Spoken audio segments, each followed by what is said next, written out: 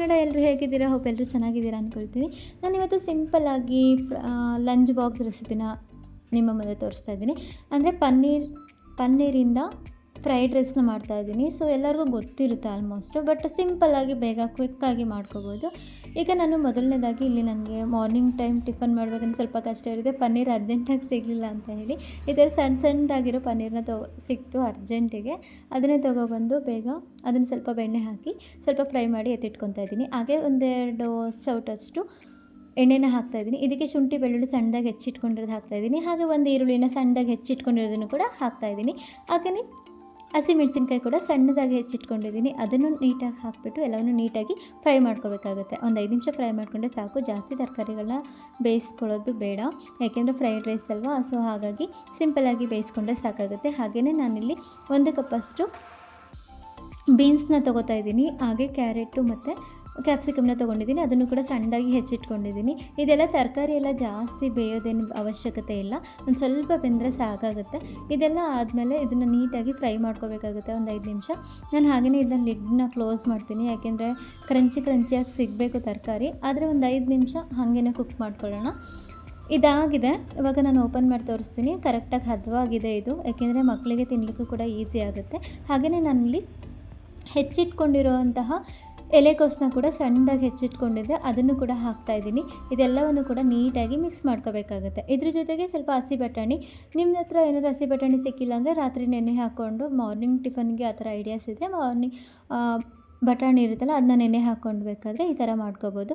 ನಾನಿಲ್ಲಿ ಬಟಾಣಿನ ಸ್ವಲ್ಪ ನೀರಲ್ಲಿ ಬೇಯಿಸಲಿಕ್ಕೆ ಇಟ್ಟಿದ್ದೆ, ಅದನ್ನು ಕೂಡ ಹಾಕ್ತಾಯಿದ್ದೀನಿ. ಹಾಗೆಯೇ ಸ್ವಲ್ಪ ರುಚಿಗೆ ತಕ್ಕಷ್ಟು ಉಪ್ಪು ಮತ್ತು ಕರಿಮೆಣಸಿನ ಪೌಡರ್ನ ಕೂಡ ಹಾಕ್ಕೊತಾ ಇದ್ದೀನಿ. ಇಷ್ಟನ್ನು ಕೂಡ ಹಾಕಿ ನೀಟಾಗಿ ಮಿಕ್ಸ್ ಮಾಡ್ಕೊಳ್ಳೋಣ. ಇದೆಲ್ಲ ನೀಟಾಗಿ ಮಿಕ್ಸ್ ಆಗ್ತಾಯಿದೆ. ಇದೆಲ್ಲ ಚೆನ್ನಾಗಿ ಹೊಂದ್ಕೋಬೇಕು, ಉಪ್ಪಿಗೆ ಎಲ್ಲ ಹದ ಸರಿಯಾಗಿರಬೇಕಲ್ವ. ಹಾಗಾಗಿ ನಾವು ಹೊರಗಡೆ ತಿನ್ನೋದಕ್ಕಿಂತ ಈ ಥರ ಮನೆಯಲ್ಲೇ ಈಸಿಯಾಗಿ ಮಕ್ಕಳಿಗೆ ಮಾಡಿಕೊಟ್ರೆ ಮಕ್ಕಳು ಕೂಡ ತುಂಬಾ ಖುಷಿ ಪಡ್ತಾರೆ. ಇವಾಗ ಮಧ್ಯದಲ್ಲಿ ತರಕಾರಿ ಎಲ್ಲ ಆ ಕಡೆ ಈ ಕಡೆ ಮಾಡಿ ಸ್ವಲ್ಪ ಮಧ್ಯದಲ್ಲಿ ಗ್ಯಾಪ್ ಬಿಟ್ಕೊಂಡು ಅದಕ್ಕೆ ಸ್ವಲ್ಪ ಸೋಯಾ ಸಾಸ್ ಮತ್ತು ವಿನೆಗರ್ನ ಹಾಕ್ಕೊಂಡಿದ್ದೀನಿ. ಅದನ್ನೆಲ್ಲ ವಿನೆಗರ್ ಜಾಸ್ತಿ ಹಾಕೊಳ್ಳೋ ಅವಶ್ಯಕತೆ ಇಲ್ಲ, ಸ್ವಲ್ಪ ಹಾಕ್ಕೊಂಡ್ರೆ ಸಾಕಾಗುತ್ತೆ. ಯಾಕೆಂದರೆ ಫ್ರೈಡ್ ರೈಸ್ ಅಂತಹ ಟೇಸ್ಟ್ ಬರೋದೇ ಸೋಯಾ ಸಾಸಿಂದ. ಹಾಗಾಗಿ ಸ್ವಲ್ಪ ವಿನೆಗರು ಮತ್ತು ಸೋಯಾ ಸಾಸ್ನ ಆ್ಯಡ್ ಮಾಡಿದ್ದೀನಿ. ಇದನ್ನು ಕೂಡ ನೀಟಾಗಿ ಮಿಕ್ಸ್ ಮಾಡಿಕೊಂಡು ಇನ್ನು ಸ್ವಲ್ಪ ಉಪ್ಪೇನಾದರೂ ಕಮ್ಮಿ ಆಗಿದ್ದರೆ ನೀವು ಉಪ್ಪನ್ನು ಹಾಕ್ಕೊಬೋದು. ನಾನಿಲ್ಲಿ ಸ್ವಲ್ಪ ಉಪ್ಪು ಕಮ್ಮಿ ಆಗಿತ್ತು ಅಂತ ಹೇಳಿ ಹಾಕ್ಕೊತಾ ಇದ್ದೀನಿ. ಹಾಗೆ ಲಿಡ್ ಕ್ಲೋಸ್ ಮಾಡೋಣ ಒಂದು 5 ನಿಮಿಷ. ಇದಾದಮೇಲೆ ತರಕಾರಿ ಎಲ್ಲ ತುಂಬ ಚೆನ್ನಾಗಿ ಫೈನಾಗಿ ಫ್ರೈಡ್ ರೈಸ್ಗೆ ಯಾವ ಹದಕ್ಕೆ ಬೇಕೋ ಆ ಹದಕ್ಕಾಗಿರುತ್ತೆ. ಹಾಗೆಯೇ ಇವಾಗ ಇದಾಗಿದೆ, ನಾನು ಎತ್ತಿಟ್ಕೊಂಡಿದ್ದೀನಿ.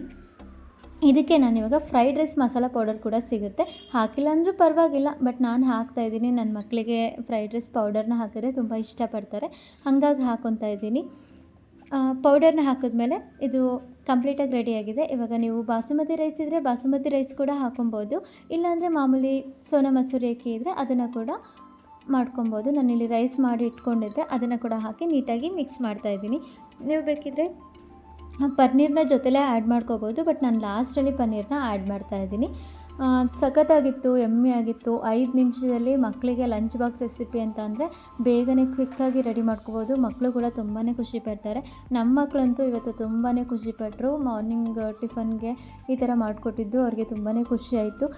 ಚೆನ್ನಾಗಿದೆ ಅಮ್ಮ, ಇನ್ನೂ ಒಂದು 2 ಬಾಕ್ಸಲ್ಲಿ ತೊಗೊಂಡೋದ್ರು ಇವತ್ತು, ಹಂಗೂ ಚೆನ್ನಾಗಿದೆ ಅಂತ ಹೇಳಿ. ಹಾಗೆ ಯಾರಿಗಾದರೂ ಈ ರೆಸಿಪಿ ಇಷ್ಟ ಆಗಿದ್ದರೆ ದಯವಿಟ್ಟು ಲೈಕ್ ಮಾಡಿ, ಶೇರ್ ಮಾಡಿ, ಕಮೆಂಟ್ ಮಾಡಿ. ಹಾಗೆ ನನ್ನ ಚಾನಲ್ನ ಹೊಸದಾಗಿ ನೋಡ್ತಾ ಇದ್ದರೆ ಸಬ್ಸ್ಕ್ರೈಬ್ ಮಾಡ್ಕೊಳ್ಳಿ. ಹಾಗೆ ಪಕ್ಕದಲ್ಲಿ ಬೆಲ್ಲೈಕನ್ ಇರುತ್ತೆ, ಕ್ಲಿಕ್ ಮಾಡೋದನ್ನು ಮರಿಬೇಡಿ. ಹಾಗೆ ಇನ್ನೊಂದು ವಿಷಯ ಏನಂದರೆ ಫ್ರೈಡ್ ರೈಸು ನಿಮಗೆ ಇಷ್ಟ ಆಗಿದೆ ಅಂದ್ಕೊಳ್ತೀನಿ. ನನಗೆ ಗೊತ್ತಿರೋ ಮೆಥಡಲ್ಲಿ ನಾನು ಮಾಡಿದ್ದೀನಿ, ಬಟ್ ನಿಮಗೆ ಯಾರಿಗಾದರೂ ಇಷ್ಟ ಆಗಿದ್ದರೆ ದಯವಿಟ್ಟು ನೀವು ಕೂಡ ಟ್ರೈ ಮಾಡಿ. ಕಮೆಂಟ್ ಬಾಕ್ಸಲ್ಲಿ ಕಮೆಂಟ್ ಹಾಕಿ.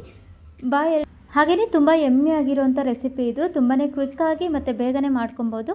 ಮಕ್ಕಳಿಗಂತೂ ತುಂಬಾ ಖುಷಿ ಪಡ್ತಾರೆ. ಸೊ ಒನ್ ಟೈಮ್ ಮಾಡಿ ಟೇಸ್ಟ್ ಮಾಡಿ, ಓಕೆನಾ? ಬಾಯ್.